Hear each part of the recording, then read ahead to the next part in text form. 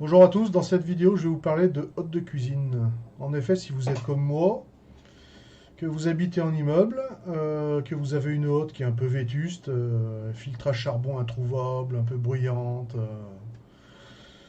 en mode recyclage, et que vous voulez la remplacer, eh bien vous allez là où il faut, vous achetez une jolie hotte toute neuve, vous mettez la hotte en place et vous vous rendez compte que cette hotte elle fait un bruit phénoménal. Donc, ce que j'ai voulu faire, c'est baisser la vitesse de rotation des ventilateurs de la hotte. Et donc, j'ai voulu éviter l'utilisation de variateurs, car cette option est assez compliquée à réaliser. C'est faisable, mais c'est assez onéreux. Et donc, j'ai opté pour l'utilisation de transfo. Voilà, pour abaisser la tension d'alimentation pour passer de 238 volts à 180, 185 volts à peu près. Voilà, donc je vais vous présenter le matériel que j'ai utilisé. Alors voilà, sur cette image, donc vous pouvez regarder le matériel que j'ai acheté, donc un boîtier, la prise pour alimenter la hotte, la prise d'alimentation sur laquelle je vais brancher le secteur, l'afficheur qui va pouvoir m'afficher la tension, l'intensité, la consommation, les watts, etc. Voilà. Donc les voilà, les prises, l'afficheur. Donc le boîtier, une fois les perçages réalisés, avec les éléments en place. Voilà. Bon, il n'y a rien de particulier à ce niveau-là. Voilà, l'afficheur avec le papier de protection qui est encore en place là. Le transfo va se loger au milieu là. Le transfo, alors c'est un transformateur d'isolement, 2 fois 115 volts au primaire et 2 fois 115 volts au secondaire. Alors vous allez vous dire, mais ça marche pas. Eh bien si. Au primaire, 2 fois 115 volts, donc les deux enroulements en série pour faire 230 volts.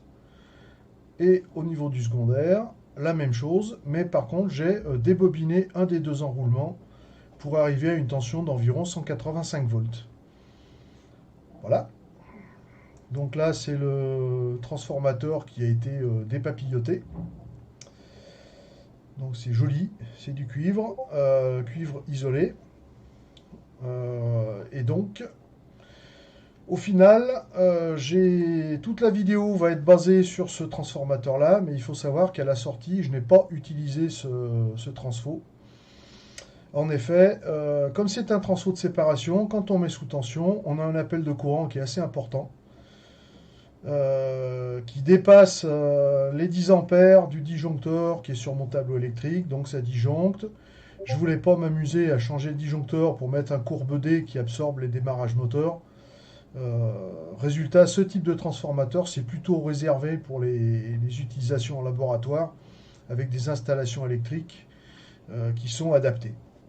Voilà, donc vous verrez dans la vidéo, tout est basé sur ce transfo-là.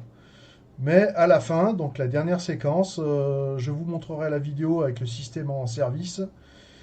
Et donc un transfo qui est un autotransformateur, l'autotransformateur qui m'a servi à réaliser mes essais.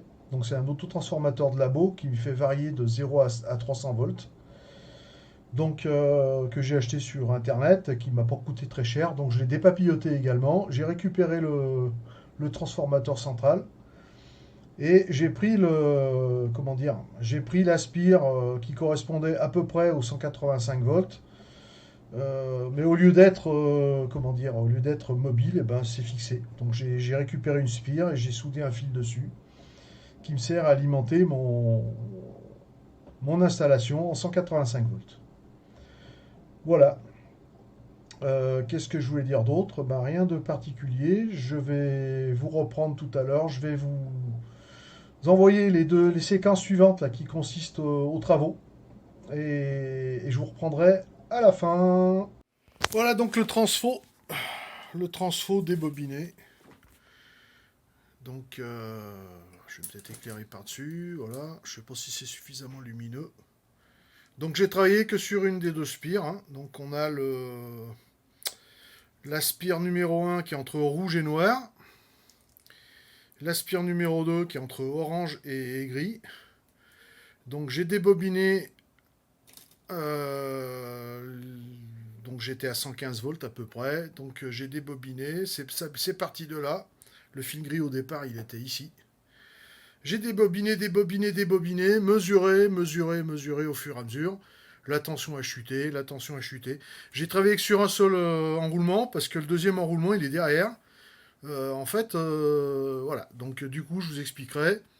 Donc, j'ai débobiné de là. On est arrivé jusqu'ici. Je suis arrivé là. Donc, là, j'ai à peu près 184 volts. Donc, après, donc je mets les deux bobines en série. Donc on monte à 184 volts. Bon, je vais pas le faire, enfin bon. En fait, au final, les deux bobines vont être en série et ça nous donne un résultat de 184 volts aux bornes du rouge et du orange. Voilà. Donc là, on a bien sûr le primaire, les deux bobinages en série pour travailler en 230-240 volts. Voilà. Donc ça, c'est la prise de courant dans laquelle ça sera. Et je peux vous montrer tout ce que j'ai débobiné. Voilà. Tout ce que j'ai débobiné, c'est tout ici. C'est du fil isolé. Hein.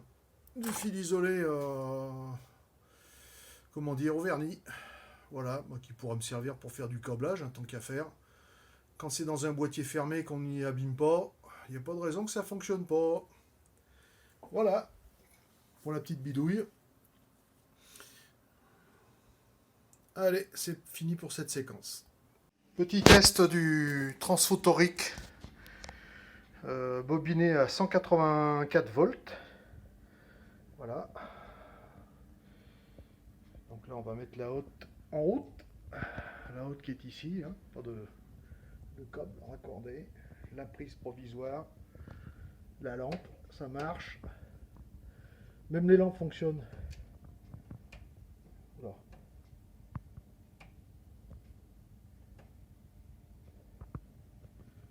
Voilà. Lui, il gonfle pas. Ça fonctionne, hein. On entend.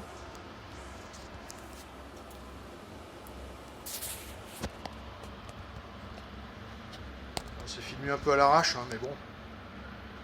Le transfo. On va mettre à fond pour voir. Ça bronche pas. Température. Bon, j'ai testé tout à l'heure, hein, ça monte pas bien haut. 26-27, ça va pas casser les barres. Et attention, je sais pas si je vais pouvoir y arriver avec une seule main.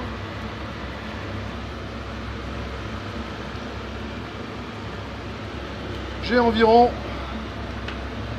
184 volts. Ah, je vais peut-être y arriver, ouais. Hop. Voilà. Donc l'ensemble fonctionnel. Voilà. 184 volts, pleine puissance. Transphotonique de 650 watts apparemment, 650 VA. Voilà, mais bon, je pense qu'on doit pouvoir mettre un peu plus bas, mais bon, c'est pas grave. Voilà. Tout fonctionne. Même la lampe. Voilà, c'est coupé. Je remets en route. C'est des tests en réel, hein. Jamais testé. Si ça crame, ça crame. Hein. Voilà, petite vitesse. Parce qu'en fait, ce qui se passe, c'est que si la truc, je la laisse alimenter en 238 volts, à petite vitesse, on est comme ça. Peut-être même à fond. Voilà. Donc c'est... On doit être, je sais pas, enfin c'était nettement plus bruyant. Voilà, c'est à peu près comme ça. Donc alors que là, en réglant l'alimentation à 184 volts, on a quand même à petite vitesse un bruit qui est nettement plus acceptable. En plus de ça, le filtre à charbon qui est là-dedans, là, juste là derrière, là. Et ben, ça l'empêche pas de fonctionner. Voilà, je coupe pour cette séquence. Voilà, système de ventilation installé. Le bouton marche arrêt qui se trouve ici. Le système qui est en test actuellement, avec le thermomètre posé dessus. Voilà, donc on fait un petit démarrage. La haute démarre. Voilà, ça scintille. On entend le bruit, 180 volts.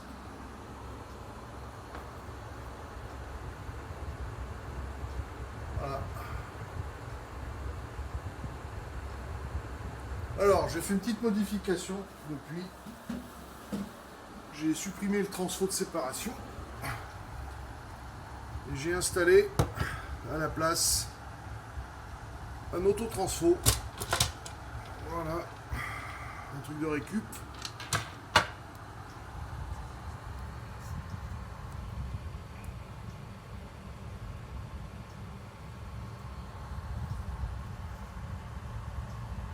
Pour la simple et bonne raison que le transfo de séparation, au démarrage, il y avait un énorme appel de courant. J'ai installé des fusibles de 6,3 ampères retardés. Et le disjoncteur 10 ampères qui est utilisé pour la haute et l'éclairage de la cuisine, et ben il sautait. Donc j'avais pas envie d'installer un 10 ampères courbe D. Donc j'ai décidé d'utiliser cet autotransfo, qui à l'origine est un transfo variable. Voilà. Voilà la petite bidouille là. Je sais pas si vous voyez, mais enfin bon. Les branchements, c'est un peu... je m'en fous, de toute façon, ça va être fermé dans la boîte isolée. Avec la température, j'ai vérifié les températures au niveau des enroulements pour voir si c'était compatible. Tout gaz.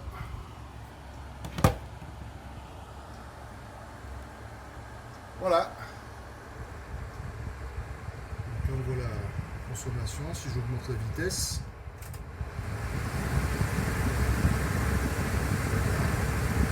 La puissance. La tension de sortie du transfo. La consommation instantanée, la consommation en watts-heure. Voilà. Voilà.